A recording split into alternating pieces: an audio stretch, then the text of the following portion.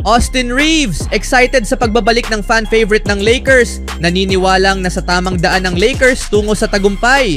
At latest report sa trade plan ng Warriors nilabas.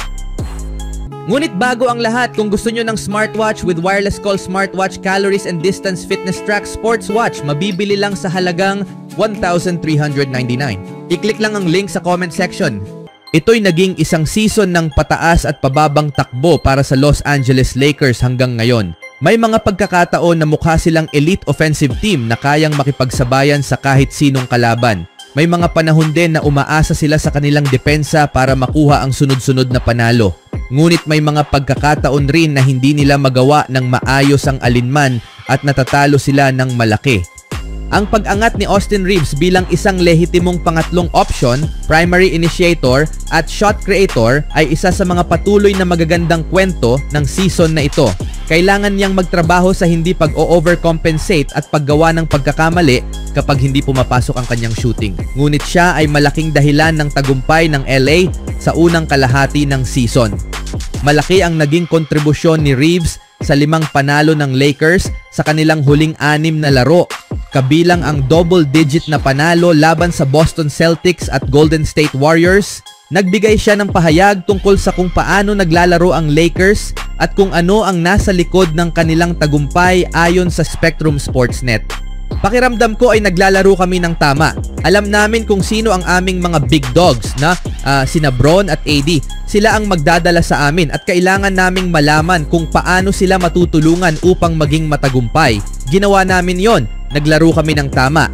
Maraming magagandang shooting ang hindi pumasok ngayong gabi pero hindi kami lumihis doon. Patuloy naming ginawa ang tamang galaw, tinira ang tamang shots, gumawa ng tamang rotation, dagdag na effort sa depensa. Kaya ang patuloy na paggawa nito ay magdadala ng tagumpay para sa amin. Iyon ang talaga kong iniisip. Nakuha rin ng Lakers si Jared Vanderbilt pabalik sa lineup sa kanilang huling laro noong linggo. Isang malaking kaganapan para sa isang team na nahirapan sa depensa ngayong season. Nagbigay din si Reeves ng pahayag tungkol sa kung paano naaapektuhan ng pagbabalik ni Vanderbilt ang team. Sa tingin ko, nagdadala ito ng ibang aspeto na maaari naming tuklasin. Tingnan kung ano ang gusto namin, kung ano ang hindi namin gusto, at patuloy na mag-improve. Ang mga taong iyon, lahat ng binanggit mo ay may mga bagay na ginagawa ng mahusay.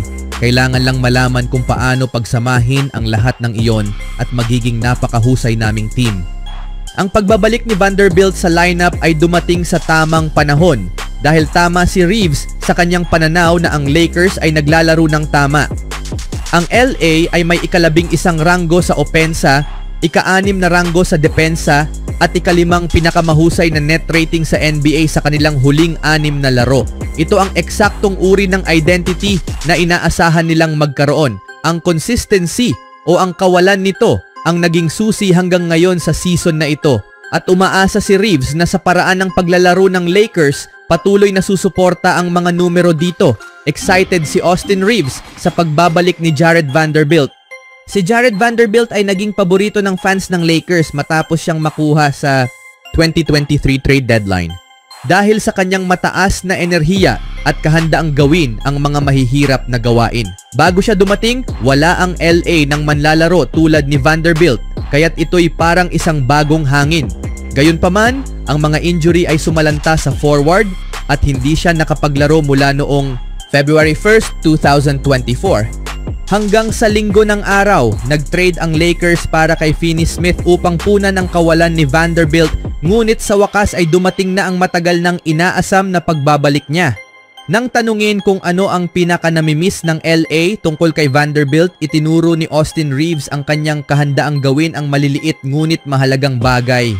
Ang NBA trade deadline ay ilang linggo na lang, ngunit nagsimula na ang Phoenix Suns sa paghahanda para sa isang malaking hakbang. Ayon kay Shams Charania ng ESPN, ang Phoenix Suns ay magte-trade ng kanilang... Sa ibang balita naman, ang Phoenix Suns ay nagte-trade ng kanilang 2031 first round pick to Utah Jazz, kapalit ng 3 first round picks. Sa posibilidad ng ilang malalaking pangalan na pwedeng i-trade at ang ulat na ang Suns ay isinasaalang-alang ang pag-trade kay Bradley Beal, ang hakbang na ito ay tila paunang yugto lamang para sa mas malaking plano.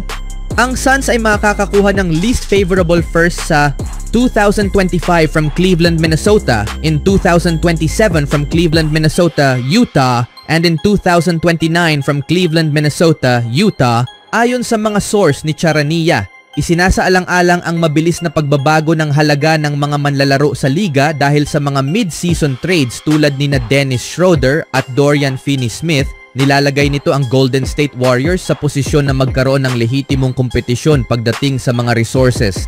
Malawakang iniulat na interesado ang Golden State Warriors na magdagdag ng frontcourt help, maaaring si Nikola Vucevic o Jonas Valanciunas. Sa kamakailang benching ni Jusuf Nurkic ng Suns, hindi na nakakagulat kung parehong mga frontcourt stars ang target ng dalawang koponan. Bukod pa rito, nilalagay nito ang Phoenix sa mas magandang posisyon para sa frontcourt help o makuha si Jimmy Butler. Ayon kay Shams Charania ng ESPN, isa ang Phoenix Suns sa mga paboritong destinasyon ni Butler kung siya'y matitrade. Ang trade na ito ay nagbibigay sa Suns ng kakayahang madagdagan ang kanilang first round draft capital habang nilalayon nilang palakasin ang roster, tulad ng Miami Heat star na si Jimmy Butler, sabi ni Charania. Si Butler, na humiling ng trade mula sa Heat nitong nakaraang buwan, ay kabilang ang Suns sa kanyang mga paboritong destinasyon ayon sa mga source. Ang NBA trade deadline ay magiging isang matinding kompetisyon at nagsisimula ng maghanda ang Phoenix Suns para sa kanilang susunod na hakbang.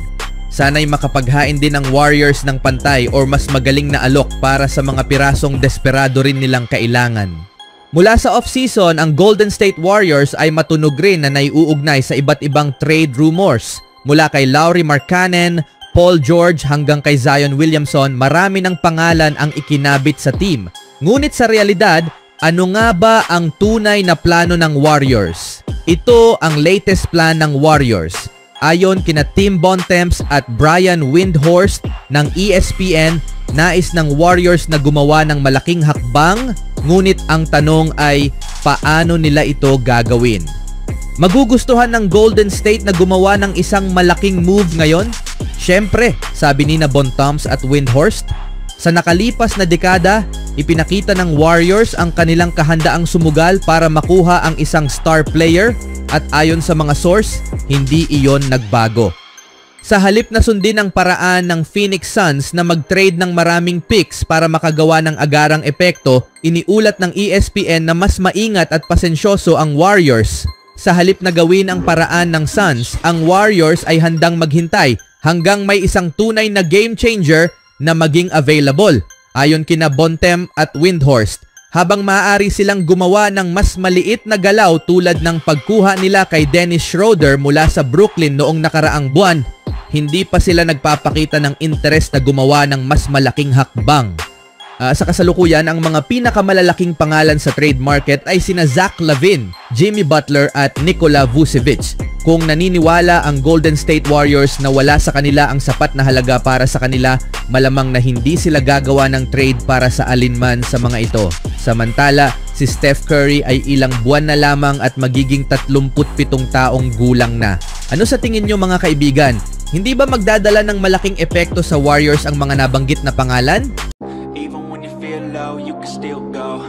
Even when you feel slow, you can still go.